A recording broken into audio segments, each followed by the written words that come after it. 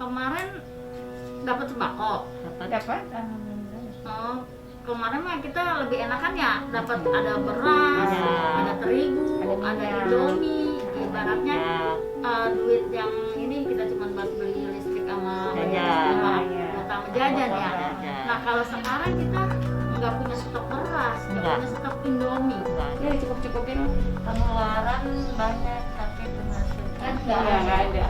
Perempuan mengalami dampak yang secara umum dialami orang lain juga sama, ekonomi. Tetapi punya dampak-dampak khusus yang dirasakan dia dan punya kendala-kendala khusus yang tidak dialami oleh laki-laki.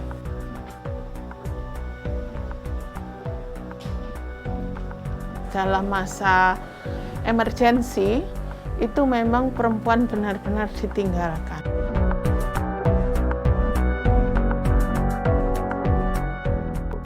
Perempuan ini bebannya sudah multiple burden gitu. Di masa biasa saja sudah beban ganda gitu ya. Ini menjadi multi beban gitu. Dan itu semakin terbebani di masa pandemi gitu. Semakin banyak gitu. 200 nggak bisa kurang. Keluarga pas. Bayarnya bulan apa ini? Bulan 6, jadi 3 bulan ya Bang ya? Mau mati karena COVID atau mau mati karena tidak makan. Itu pilihan yang sangat sulit gitu. Jadi ada kecemasan secara psikologis yang dialami oleh guru perempuan. Takut kehilangan pekerjaan sekaligus takut kehilangan nyawa. Teman bisa dimediasi antara dua pihak. Pengusaha itu harusnya melibatkan teman-teman.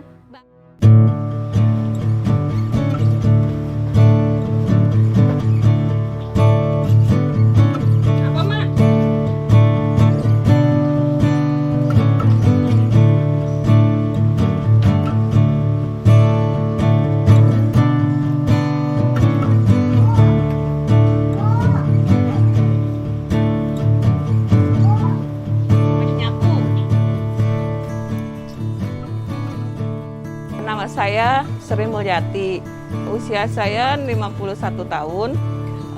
Saya tinggal di Jatinegara Kaum, RT 1 RW 5. Profesi saya jualan nasi uduk.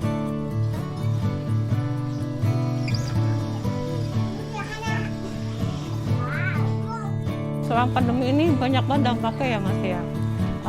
Contohnya keluarga aku sendiri ya, keluarga saya sendiri. Itu dari anak-anak aja, tadinya bekerja, dikurang-kurangin karyawan, jadi di PHK lah. Anak saya pertama di PHK, nggak kerja lagi, dia punya keluarga, punya anak kedua. Anak saya yang kedua, menantu juga seperti itu juga, karena pengurangan tenaga kerja juga, dirumahkan. Anak saya yang perempuan seperti juga, dampaknya terasa banget ke saya. Saya dagang, tadinya rame, bisa 5 liter habis. Sekarang aja udah dagangan sepi, pembelinya nggak ada. Saya cuma ngarepin harapan dari lingkungan aja. Sedangkan di lingkungan saya perekonomiannya sangat sulit. Semua rata-rata suaminya tidak bekerja. Dampaknya sangat terasa banget. Ada perubahannya. Itu jadi gini, laki-laki tadinya kita perempuan enak seperti ratu lah ibaratnya. Laki-laki kerja di luar, kita di rumah. Dia tinggal gaji, kasih gaji. Begitu pandemi, perempuan mulai berpikir, suami nganggur, anak butuh sekolah, butuh makan, kehidupan, biar bayar kontrakan atau apa ya. Suami saya juga nggak kerja, adik saya nggak kerja, jadi beban hidup saya terasa beban ganda. Jadi saya menanggung biaya hidup anak, menantu, cucu, orang tua, adik, suami, belum anak saya yang masih sekolah juga. Itu kayaknya terasa banget pandemi ini, benar-benar terasa. Jadi gimana temuan di lapangannya berapa bulan? Kita punya kriteria tuh Bu ya, perempuan miskin, lansia miskin, perempuan KKP, balita, Korban KDRT. Ada temukan nggak Bu ya korban KDRT? Ya kalau saya menemukan dilakukan pendataan masalah korban KDRT. Kira-kira ada berapa orang ya Bu? Itu ada sekitar 5 orang. sih Bu ya? Untuk di wilayah Jatinegara Kaum selama pandemi COVID-19 ini banyak kita temukan korban KDRT, dan korban KDRT ini tidak hanya masalah ekonomi, fisik pun juga ada, terus masalah penelantaran perempuan juga banyak kayak gitu. Terus yang lain ada nggak kasus perkawinan usia anak? Saya di atas saya ada sih, tapi enggak. Ada ya kasus usia anak, banyak sekali ya kasus usia perkawinan usia anak ya, karena perekonomian. Jadi ya orang tua pengen mungkin mengawinin anaknya.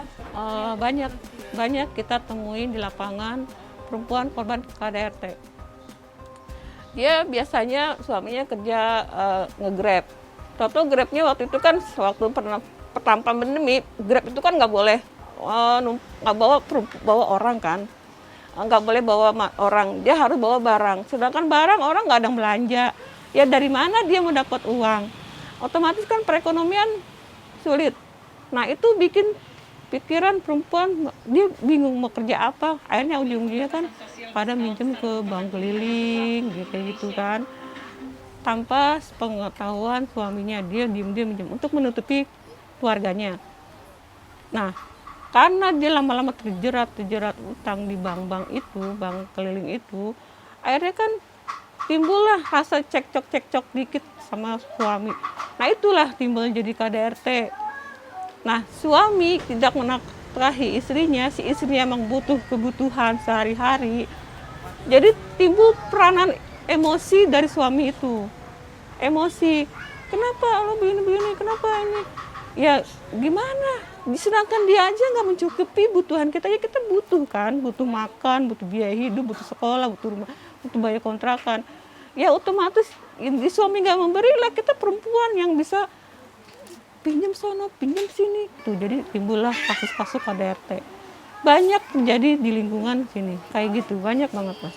Akhirnya apa, laki-laki mukulin istrinya, emosi. Kalau nggak dimasakin, dia emosi lagi. Mau makan dari mana, mau masak dari mana, uang aja nggak punya. Kekerasan terhadap perempuan hingga saat ini masih banyak yang tersembunyi dan masih banyak yang belum dikenali, belum dilaporkan dan sebagainya. Itu menggambarkan betapa perempuan punya dampak, secara umum punya dampak yang dirasakan berbeda dengan laki-laki, dan juga sekaligus punya daya tahan. Nah, tapi jangan manfaatkan daya tahan ini menjadi pembebanan yang lebih berat lagi gitu, sehingga perempuan mengalami beban ganda. Tekanan yang paling diberikan ketika dia merasa tertekan itu adalah orang terdekatnya, yaitu istri atau anaknya. Maka kekerasan dalam rumah tangga itu meningkat, dan bukan hanya meningkat ya, tetapi mengalami kesulitan berlapis-lapis ketika akan mengadukan maupun dalam pelayanan. Wah, perempuan mengalami dampak yang secara umum dialami orang lain juga sama, ekonomi, tetapi punya dampak-dampak khusus yang dirasakan dia dan punya kendala-kendala khusus yang tidak dialami oleh laki-laki. Lu beli bawang seperapat mahal banget ya sekarang ya bawangnya? Dapat bawang 10.000. Berapa? 8.000, 10.000? 10.000. Yang itu kan gocengan sebungkus. Sekarang mah kita punya duit, Kita irit-irit, Pak. kita irit-irit ya, kagak bisa nyukupi. Kagak nyukup, makan banyak habis. Ibaratnya duit 50.000 Ya, mah ikan doang. ikan doang lawannya. Jadi kita melihatnya dua sisi, antara problem dan kekuatan. Jadi problem perempuan dan kekuatan perempuan saya kira sudah diakui oleh negara dan masyarakat. Karena itulah ada instruksi presiden tahun 2000 mainstreaming gender itu ya, yang itu artinya kan apa? Mengakui bahwa ada situasi perempuan yang selama ini lebih ditinggalkan daripada laki-laki. Dan yang kedua, ada kekuatan-kekuatan perempuan yang belum dioptimalkan, diberi ruang sehingga dia belum bisa dimanifestasikan atau bisa diwujudkan gitu. Penting sekali diberikan upaya-upaya khusus pada perempuan yang mempunyai masalah-masalah khusus, mulai dari masalah-masalah yang terkait dengan pengembangan ekonomi, kemudian masalah yang dapat mendukung pengurangan beban kerjanya, masalah yang mengatasi kekerasan terhadap perempuan dan perlindungan anak-anak perempuan. Nah, sekarang kita mendorong supaya masa pemulihan ini perempuan diberikan perhatian khusus. Apa bentuknya? Pertama, diberikan layanan-layanan yang mempermudah perempuan untuk menangani kasus-kasusnya, kemudian untuk melakukan pencegahan kekerasan, pencegahan perkawinan anak, mendorong dan memberikan ruang-ruang untuk pengembangan ekonomi perempuan yang ekonominya itu jangan ekonomi yang dianggap ekonomi besar ya. Jadi perempuan kan berjualan di rumahnya, itu yang sering tidak dihitung sebagai pengembangan ekonomi sehingga dia tidak mendapatkan suntikan modal. Perempuan juga diberikan ruang untuk pengambilan keputusan. Jadi kalau misalnya ada satgas, ada lembaga pemulihan, itu perempuan harus ada aspirasinya di situ. Ini ditinggalkan nih perempuan tidak hanya di sektor-sektor bantuan loh Mas. Dia juga ditinggalkan dalam hal pengambilan keputusan.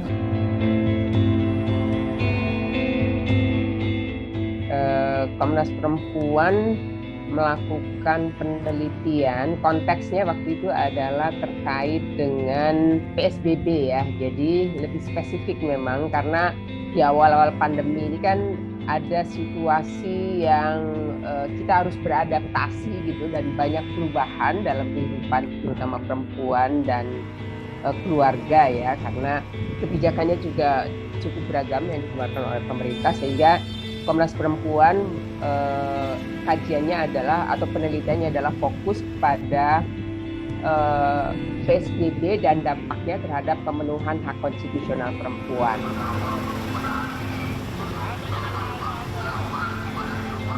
Dari sisi hasil kajian misalnya diantaranya menunjukkan bahwa keguncangan ekonomi karena pandemik ini juga dirasakan oleh perempuan dan implikasinya terutama pada kesempatan kerja ya, pada perempuan pekerja, pemenuhan hak dan juga risiko PHK bagi perempuan itu juga di awal-awal pandemik cukup menjadi perbincangan. Lalu yang lainnya adalah terkait dengan pemenuhan perempuan kaitannya dengan merasa aman ya dan akses terhadap situasi pandemik ini. Di antaranya adalah yang pasti bahwa rasa aman itu adalah menjadi isu penting di tengah berbagai dampak dan persoalan terkait hak dasar perempuan lainnya, termasuk perlindungan dari kekerasan, dan belum ada protokol dalam penanganan kekerasan terhadap perempuan terutama itu. Nah, ini kan Bu ada kekerasan fisik juga ya, karena gimana Bu pemukulannya? Dia datang berdiri langsung lepas sandal, aku dipukulin begini. Penelitian kami adalah dari bulan Maret sampai dengan bulan Juni.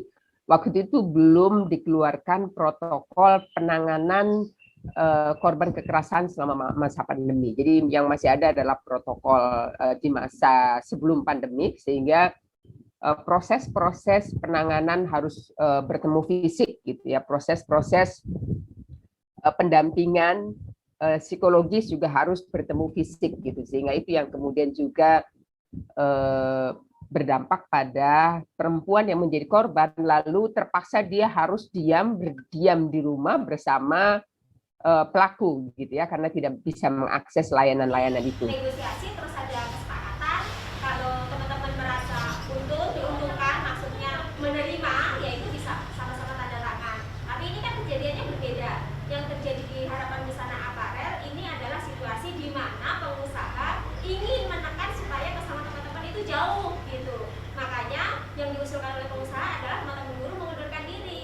apa saja yang kita lakukan di awal-awal COVID, itu memang langsung terjadi kasus. Dilalahnya ya, langsung terjadi kasus. Salah satu basis kami itu dirumahkan. Ada 800 anggota kami di satu perusahaan dirumahkan selama 10-11 hari dan itu tidak diupah gitu. Jadi itu menjadi rentetan yang kemudian ada rentetan-rentetan berikutnya gitu. Bahwa kemudian kami diliburkan itu bukan kehendak kami. Kalau secara hukum kami itu buruh-buruh itu tetap harus mendapatkan upah gitu. Tapi negosiasi kami tidak cukup berhasil. Akhirnya kami melaporkan itu ke Dinas Tenaga Kerja di Jakarta Utara gitu. Terus kemudian terjadi rentetan-rentetan kasus berikutnya. Misalnya ya, terus itu kan berdampak panjang sampai puasa, lebaran, terus teman-teman tidak dapat THR atau ada dapat THR tapi dicicil atau dapat THR yang dia itu langsung dikasih keputusan gitu. Jadi si buruh itu tidak dilibatkan dalam proses memutuskan. Jadi tiba-tiba disosialisasi, kalian dapat THR, kalian tidak dapat THR karena pandemi gitu. Kalian upahnya dicicil, karena kalian upahnya tidak dibayarkan sekarang tapi 1 bulan ke depan gitu. Jadi banyak kasus.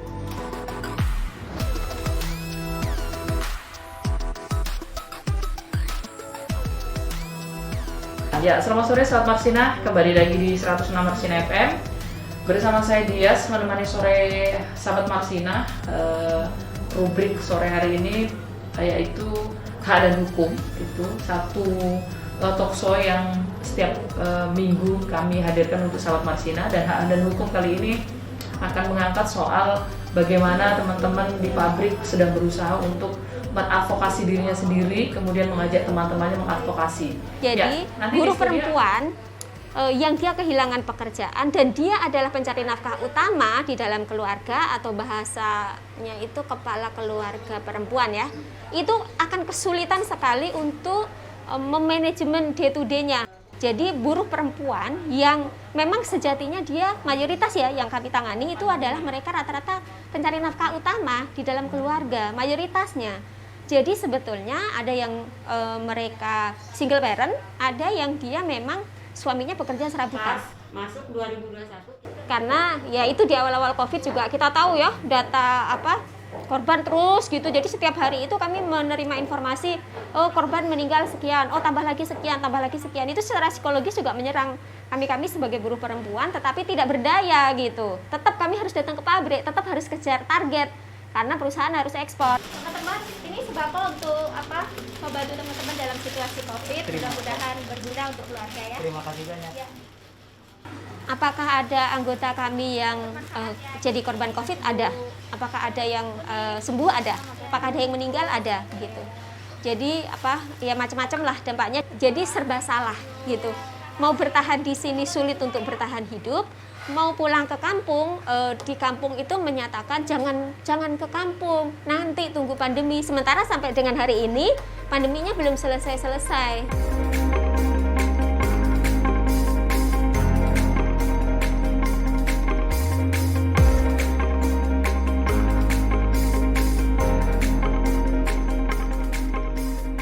Kita mengembangkan respon terhadap COVID itu berbagai model yang sesuai dengan wilayahnya. Misalnya di wilayah Kepulauan Pangkacene ya, itu di Pulau Sabutung, di pulau-pulau kecil di Sulawesi Selatan, kita mengembangkan radio darurat COVID-19, radio perempuan namanya Sipuren ini. Suara aku keluar juga musik. Karena musik kita mau kirim nanti yang ini. Jadi radio ini juga dikembangkan di Lombok Utara di Sukadana, Nina Bayan namanya. Jadi ada 2 radio yang kita kembangkan untuk merespon tingkat kesulitan warga, anak-anak sekolah untuk mengikuti sekolah pembelajaran jarak jauh karena mereka satu, ada yang tidak punya HP karena miskin. 2, ada yang punya kuota, punya internet, tapi tidak ada sinyal. Para perempuan remaja maupun ibu-ibu itu menjadi penyiarnya. Kita perlu memberikan perhatian khusus pada yang paling rentan. Ketimpangan itu semakin tajam, maka perempuan itu menjadi aspek utama yang harus diperhitungkan karena dia punya masalah khusus dan punya kekuatan yang khusus juga. Kalau mau bikin cemilan kita pada jajan ya Allah kesian. Bikin apa?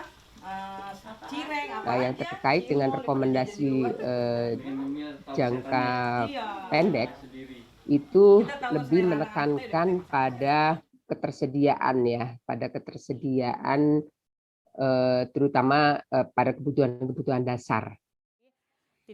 Selain itu juga akses ya untuk program jaminan sosial bidang ekonomi bagi perempuan, terutama kelompok marginal dan kelompok rentan.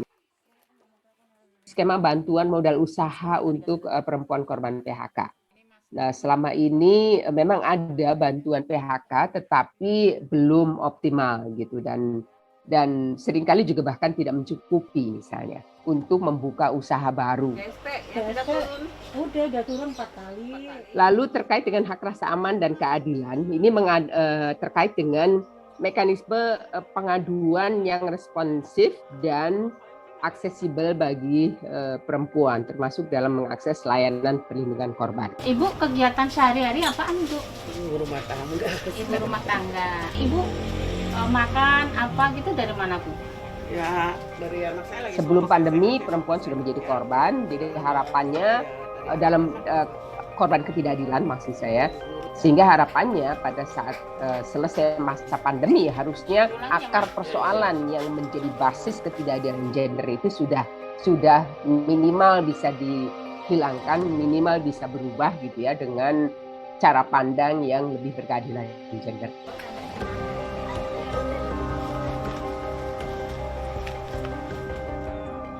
Penanganan pandemi yang tidak serius dilakukan oleh pemerintah gitu dalam hal ekonomi itu sangat memberikan dukungan di mana KDRT itu terjadi terhadap buruh perempuan. Kepala keluarga perempuan miskin. Kalau mau bicara keadilan sosial, kan nggak harus ada yang boleh ditinggalkan.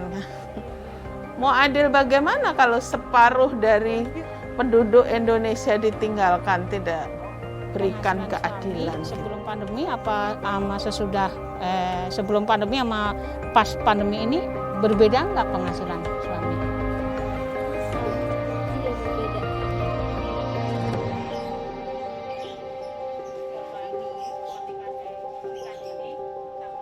Pagi Ibu jual nasi uduk. Nanti kalau ada bantuan kita salurkan ke Ibu yang berhak. Terus sudah